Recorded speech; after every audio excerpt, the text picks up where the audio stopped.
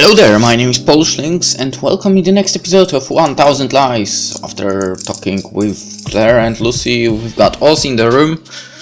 Well, after collapsing as well, so let's find out what the guys are talking about. You're finally awake. When I open my eyes, the color of the walls has changed and the noise outside seems to have quieted down. Sitting next to me is an old friend. Before I can say anything, he brings me up to speed on the day. You must be dying of starvation after skipping out on lunch. If you'd like, I can bring you some of the leftovers from the barbecue. You also missed out on the last competition. The other side won the end, thanks to Lucy's performance in the final battle. You'll freak out once you hear this. The truth is, since you've been in here, she lost interest in playing. I don't know why, but all of a sudden she got motivated and managed to turn the tables. It was crazy because in the one trial we'd be doing something normal like a sack race or that kind of thing, but the next we would have to prepare for a bank robbery.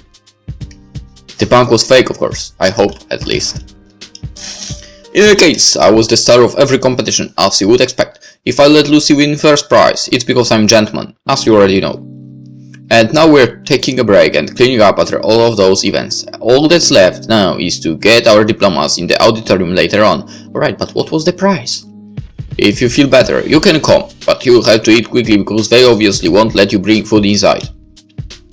I'm speaking from personal experience, obviously. Don't ask. This guy never seems to stop talking, although I'm not completely awake yet and didn't really hear what he was saying. He was narrating everything so passionately that it feels as if I was there myself. When I get up, I notice that my notebook and pen are missing. They should have been on my chest since I fell asleep with them on top of my chest. Instead, they are on the small table that's next to me again. I probably had visitors other than us earlier, so I assume that someone else must have moved them aside. That reminds me of something. I interrupt my friend, who's still narrating his adventures from today. I ask him for a favor, something he should do as soon as the graduation ceremony is over. As you wish, companero. I'll get in touch with her for you. In any case, nah, forget it. What's this about? Oz seems worried for a second. Since I'm the one asking for a favor, I can't complain, so I tell him that he doesn't have to do it if he doesn't want to. No, it's not that. I don't mind, but it's weird that you're asking me for a favor. Don't look at me like that. I don't know how to react when you get serious like this. Even when you're angry, it still seems like you're somehow joking. For example, all day I've been answering questions about what happened in the control booth this morning, but it doesn't seem like you're curious about that at all. Sometimes I can't tell if you don't care at all or if it's the opposite and you care too much. Don't get me wrong though, I saw you make that exact same face during the first few days of my transfer to the school too. When you've lived all around the world, you have certain expectations. In the end, you believe that you will always have to play the role of a foreigner, no matter what. You were the only one who didn't care about that. To be honest, I thought you were a delinquent and that you were messing around to try to be the center of attention, but it wasn't like that. I realized something simple, that behind that rule there is a real person. Someone who would do whatever he wanted to do any given moment, whenever he felt it was convenient. You made me view life in a different way, instead of getting depressed and asking who I am or how I should behave. I started to happily wonder each morning who I would be for that day. And who cares if that doesn't fit into anybody's expectations, or if what I felt I was or wanted to be didn't make any sense. It doesn't matter how contradictory it actually is. The roles we played were fun, and it truly was fun being friends with you all these years, companiero. Womanizer, class clown, bookworm, delinquent, narcissist.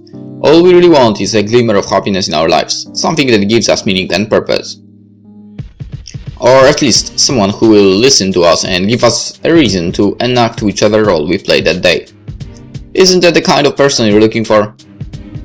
I can't help but sigh as I listen to my friend's words. You know us, being serious doesn't suit you at all. Who would have thought? He leaves shortly after. Some of his words are still going through my mind. Damn, Oz, you make it sound too much like a farewell. I guess he knows more than he seems to. After all, we were friends all this time, right?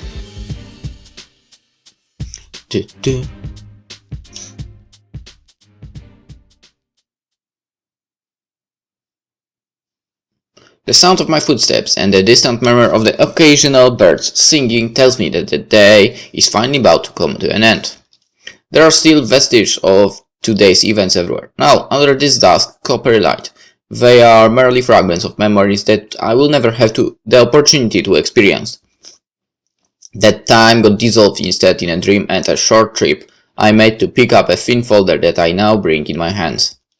The key event of the day, the graduation ceremony, has finally come. A long speech before giving us these pieces of paper that we've been fighting for forever. But I didn't go. Once again, I was late. I rest my back against the wall of the hallway, listening to the graduation ceremony from afar since I don't want to interrupt it by entering. It's at this moment that I'm supposed to become an adult, but it's not as sweet to me as to my classmates, since I'm not reliant on a diploma, but on a woman. Aren't you going in? When I woke up, it was already too late. I don't want to bother anyone, and I can pick it up another time. Ziva approaches me, not from the auditorium, but from one of the hallways. Her uneasy breathing and the bright red color on her skin make it clear that she has been looking for me until now. Now face to face, however, she doesn't know what to say. She nervously clasps her hands together. Shouldn't you be inside? It's why you've been putting so much effort in lately, right? You know that's not true. Also, as the committee's boss, I have to make sure that everything goes well from a distance. It's not my place to be under the spotlight. That includes checking the attendance. It's my responsibility. I should be punished if I'm late. That isn't at all what I meant, Sharon. She unintentionally raises her voice. Both of us look towards the auditorium for a minute, worried that someone might have heard us quarreling. Once everything seems to be fine, Ziva takes a calming deep breath and then takes me to a side while pulling my shirt. She guides me to an adjacent hallway in order to stifle our noise. Now hidden is in a small gap behind the stairs, we resume our conversation. A conversation we should have had a long time ago. This is getting serious, right? I wanted to say, I don't know what to say in the end. Again with the surname, not calling me Ciara anymore. That's... Ziva's pupils grow, even in the darkness. She tries to say something but holds her tongue, forcing me to begin instead. How long has it been since you called me that? At least 7 years. Well, you also slipped up during that dramatic act we put on for the substitute teacher. That doesn't count. The meaning behind those words. You took me by surprise. She looks at her feet, kicking the floor for each word that she says. Everything we've been holding back, everything we couldn't say, we both knew that we'd eventually reach the end of this. Maybe that's why it's so hard. Can you speak, Ciaran? Does it hurt more because it's me? What's this about? It feels like there's a sword piercing through my calf, but I'll bear it. With it, I have to do this. The special treatment ends here. No more acting like nothing ever happened because you are worried about reopening the old wounds. After all, it's my fault to begin with. Ziva gets angry and loses control of her volume again. That's not true! It's my fault! Always silent. I went along with anything. I let others make decisions for me. I acted like nothing really mattered, and I didn't realize how much it meant to me until I lost it.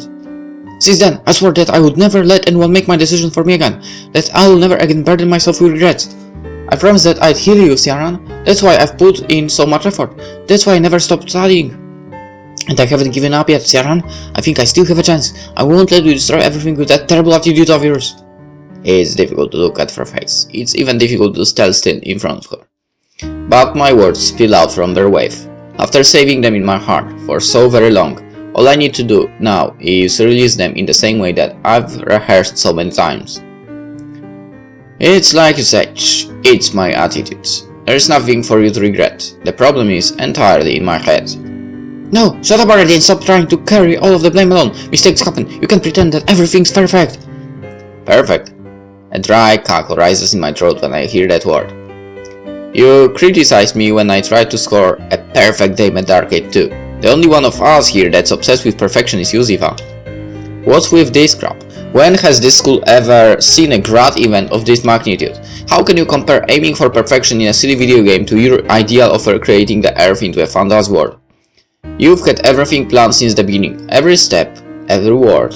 You naively believe that you can create a perfect world here, when you know that no matter what you do, there's always a loser. You're acting like a child that's throwing a tantrum, Ziva. I pant as I speak, my vision clouds, and I'm unable to control my words. All I manage to see clearly are Ziva's lifeless eyes, as if something inside of her is slowly breaking apart. Until it finally explodes. I'm done. I'm done, Sharon. I can't contain it any longer.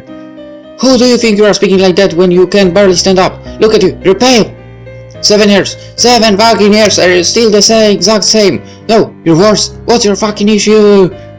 I'm done with having to beat around the bush with you for everything, treating you like you're a fucking stranger. That's all we are after all been through together.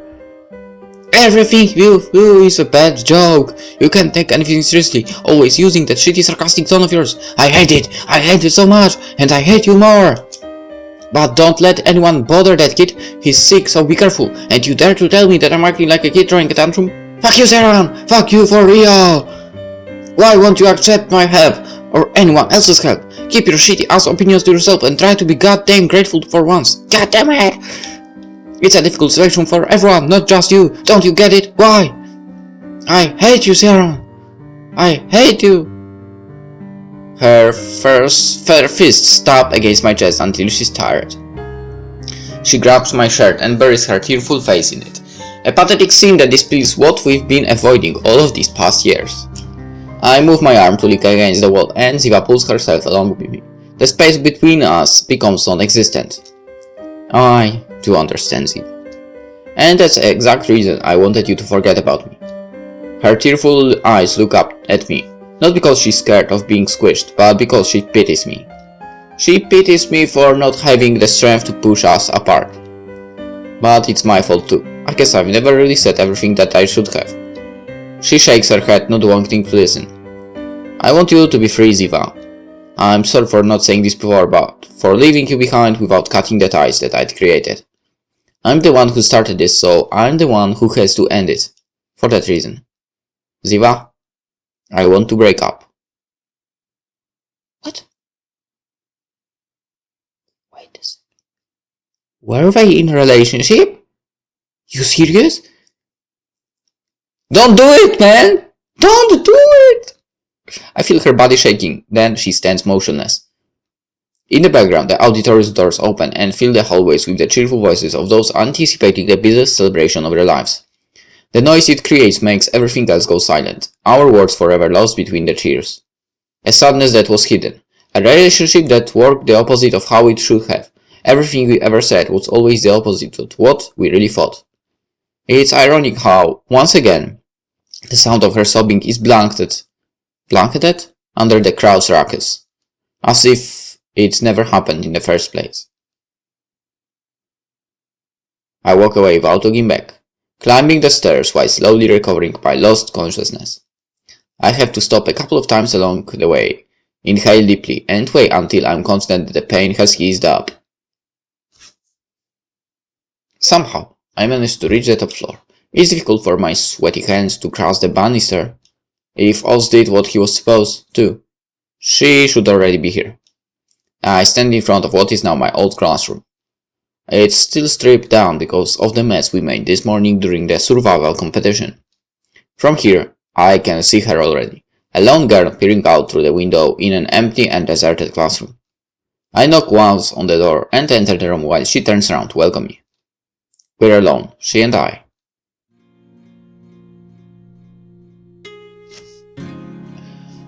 I thought you'd never come, Ciar. She puts one of her hands on her waist as she tilts her head and smiles. I'm late because I had something to take care of. Okay, she's happy. She looks at me without believing or taking anything I say seriously, but that makes her happier. You ask a girl to meet you in an empty classroom on graduation day and you get there late. Sure. Lucy's acting sly. She immediately turns her eyes to the window again. Over time, I've come to learn that she does that when she's nervous. Right now, she isn't calm, although she's happy in a way. I'm impressed at how easily I have come to understand her personality after such a short amount of time. Even so, maybe it's because of her intensity that I've paid special attention to her. Another reason to finish what I came here to do. Lucy, Wait a second, Sierra. She interrupts me before I can finish my sentence. She hesitates, swallowing and pressing her lips with her fingers. I have to tell you something first, about something I discovered. I know why you're right. I have thrown in suspicion. For a moment, I didn't know what she means. You told me that you have your own reason to write, to carry that notebook with you. I know the reason. I know how to react. My mind is blank, yet too overloaded to figure out how to react. All I managed to do is give her a look, asking her to continue. I understood it when I read it. The story from that contest. The one you never wanted to talk about. The story of the three friends entering a haunted mansion, and one of them runs off until he's alone. It isn't a story that you made up. It's actually your own story. One of your past. Your life. The chain curse and how you ended up being separated from your friends. Being unable to meet them again. Those are just metaphors, obviously. The mansion incident actually took place in the library. What happened there tore you away from this world. It changed you forever, left you alone. It's a sad ending. You can't accept it, and that's why you don't like remembering that story, because you don't want to reopen old wounds. And now, with reaching the sun, it's the same, isn't it? The wolf is looking for happiness, the way he proves himself. Your notebook is no more than a diary, one where you write about your life in an exceptionally odd way. It's not that you're bad at writing endings. It's that the world decides them for you. Each ending is a new beginning for your next story. The room cools down. A soft breeze flows in from the window as I lower my head. I breathe. Shortly after I reply. As I was saying, Lucy, I came here to give you something. Lucy is petrified. What are you saying, sir? It's the last chapter of my fairy tale. With this, our deal is finished. We no longer have any reason to meet up at the library. She, surprised, is only able to mutter the same question over and over again. Didn't you hear me, sir? I wanted to give you this before graduation is over. That's why I went home earlier and... Don't ignore me! This is important! My hands paused the moment I opened the folder that I'd brought along. A few seconds later, I take out the papers that contain the final chapter and hand them to Lucy. I heard you, but you're wrong. It's not a diary. I won't deny that my own experiences are reflected in my writing, much like any writer, but you're wrong. Lucy can't even close her mouth. She's unable to accept what her ears are hearing. It can't be! It definitely fits! The accident, what happened to you, everything! Now that I've read the other story, I was sure that... I have a good idea of who showed you that old story, but the history behind this is something that only I know. Something I keep to myself. We made a bet over this, didn't we? You know that I never lie when it comes to bets and promises. I'm telling you the truth. She takes a step backwards, shaking her head in disbelief. Also, you say that each ending is a new beginning. If you believe that every ending sparks a new beginning, you're wrong. Life is made up of possibilities. For each decision you make, you open one door, but close the 10 others. The consequences of our actions are always predetermined. There's no turning back. You can't travel backwards in time. Each beginning is actually the ending of another story that will never see the light of day. This one here is simply another closed door. Do you understand me, Lucy? We look at each other with resolve. This may be the first time that we can see the truth reflected in each other's eyes, when we don't need to say anything more to understand each other's feelings.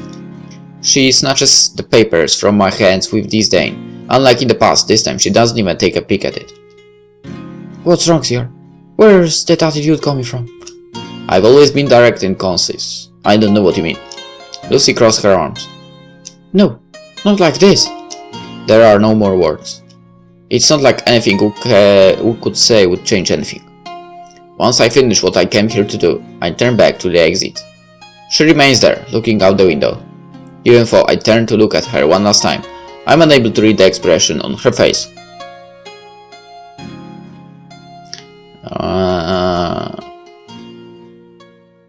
I'm worried where this is going, really. The doors of the school close behind me. Night comes and the sun is lost in its nadir. The few remaining students leave. They've rented out the club, so the night will be long. I, of course, won't be going with them. I never intended to go anyways, and where I belong is somewhere else. A place that's always been waiting for me. The park where I can always calm down. In the center, a quiet pond languishes as it's watched by the beautiful silhouette of a small woman. Or maybe I like where this is going? I don't know after all. Well, I have a bad feeling this might end the same way over here as well. Alright. How appropriate it is that when she turns around, her face is illuminated by the moonlight. She is not wearing her hat. She doesn't get it under the bright night sky. There is no reason to hide. Her hair shimmers with a silver glow. Her porcelain skin sparkles amidst the darkness. This scene feels comparable to finding a fairy at a lake. One that could fulfill any wish and make any dream come true. But all I need is the smile that she always dedicates to me. And only me. You came, Seer. I have to fulfill my promise, and I couldn't make you wait any longer. Not after so long. Her fingers play with the edges of her skirt, while she softly nods to me. You've always been here, remembering everything, knowing it all. I only need to speak the truth. That's what you've insisted on so often. After decades, I can see clearly. I had the answer in front of me. That's why I'm thankful to you, Claire. The palms of her hands clasp together as if she's praying or begging for a wish. Are you sure, CR? Can you be sincere? Will you be able to remember me? I get closer to her until there is almost no space between us. My feet dip into the wet ground and my hands shake nervously, but she calms me down by holding my hands with her own. I won't be able to forget you if you are by my side. That's why, without letting her hands go, I drop on the knee, to one knee. It's crazy, but it's the conclusion I came to. No more doubts, no more trembling voice, no more questioning any of my actions. After all, to her, the most important thing is for me to be truthful. Claire, will you marry me? Didn't expect that. Under the moonlight, my feelings take the most appropriate form, that of a fairy tale. The book closes at the foot of the pond, creating a perfect world. Our own fantasy world, giving us the best possible ending to this story. Is that so? No, but I totally didn't expect that it would end like this way. Alright. Reaching the Sun, Epilogue. The sun or the moon. He managed to escape from the other animals. He managed to bear the coldest blizzard and find a safe place to spend the night. He managed to put up with a lack of air, fatigue and disillusion. Close to the summit, he slipped on rocks and the wound on his leg became worse. So much as leaning on it caused him intense pain, but that couldn't stop him either. The ground seemed to appear in front of his eyes. Is that the summit? His motivation to reach his goal kept him going. More than climbing, it's like he was dragging his body along pathetically, but also pridefully for having overcome his limits. Only a few feet remained. Those feet would become inches, and those inches millimeters, until there was nothing left to climb. Exhausted, the wolf let his body lie on the top of the huge mountain. He was now able to lick the snow with his tongue, giving him a taste of victory at that moment. The storm died down, and the first rays of light slipped through the clouds. In front of him was the most beautiful landscape he would ever see. With his own eyes he saw everywhere he'd passed. It was almost as if he could drew the route he'd taken to get here. He was full of satisfaction for having gone further than any other normal wolf, even despite his condition. But he didn't reach the sun. It was the same as always, high up, far away, distant. The summit of the mountain was cold and disrespectful, arrogant and haughty. Fake. The wolf knew that it wasn't his place. He couldn't reach the sun. He never had a chance to reach it in the first place. His soul left his body at that instant. His eyelids fell closed, taking his entire body and consciousness along with him. The snow couldn't hold his weight and started to drag him down the mountain. At first, it was with finesse and decor, then with haste and exuberance. Finally, it was with fury and violence. The wolf went down without any resistance. His soul should have died a long time ago. What happened to his body now didn't concern him. Surrounded by the pure white snow, everything went black. Darkness engulfed him even after he woke up. His eyes opened, but there was nothing nor anyone left to see. He was trapped in the darkness, but he didn't mind it that much. He started walking, following his instincts as well as his legs would allow. Eventually a small reflection caught his attention. He followed that reflection, assuming that he was already dead. Little by little it grew. After a minute of walking, he realized that the reflection was slipping through the trees around him, and at the same time it became stronger where the woods seemed to end. The shine was both familiar and beautiful. As he got closer to it, he stopped following it by intuition and followed it by necessity. Okay. As soon as he exited the woods, he had to close his eyes due to the brightness.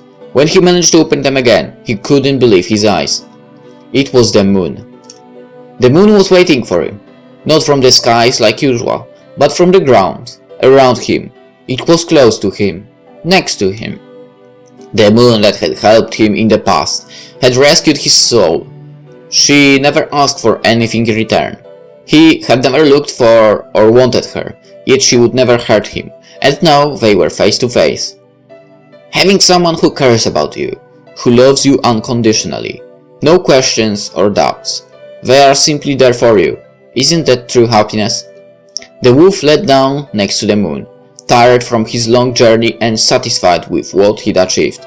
At last, he could rest in peace. He took one last breath, barely able to raise his head, and a whisper escaped from his mouth, one of profound gratitude. So foretold the tales that once upon a time there was a wolf without a past or memory who wanted to reach the sun, and found the moon in its place. 1,000 lies.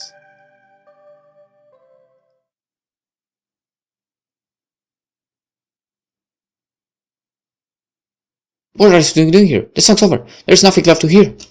What did you say? You aren't convinced by that ending? Well, that's to be expected. It's hard to differentiate the truth from the many lies. However, there are lessons to learn if you analyze the story properly. The first, for instance, is that endings don't exist. Yeah. And the rest, well, it's better if you find them yourself. After all, behind 1,000 lies,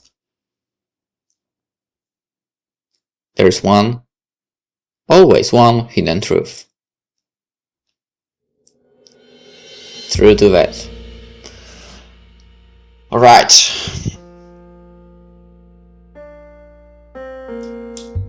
For now, this would be it for this episode, but, well, in the next one, I believe in the next one, if this will be a bit longer of a story, it will be in the next one. If not, then we'll continue, well, immediately with one hidden truth, because that's additional scene from what I know, and well, we'll see where this will be. So yeah, hope you enjoyed it and see you then. Bye bye.